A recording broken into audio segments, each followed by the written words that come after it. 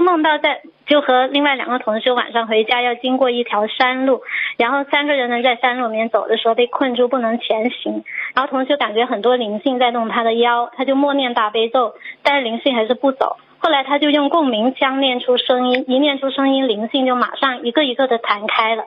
请问师傅，是不是念出声和这个默念的功力是不是完全不一样呀？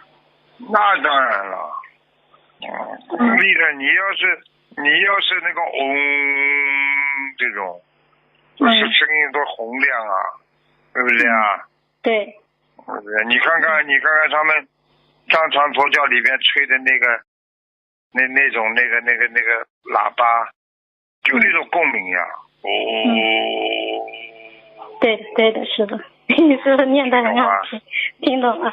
师傅，那我们是自己在家念经，在不打扰他人的情况下，是不是念出声音会比较好一点，就质量会更好？念出声音多了嘛，就是伤气。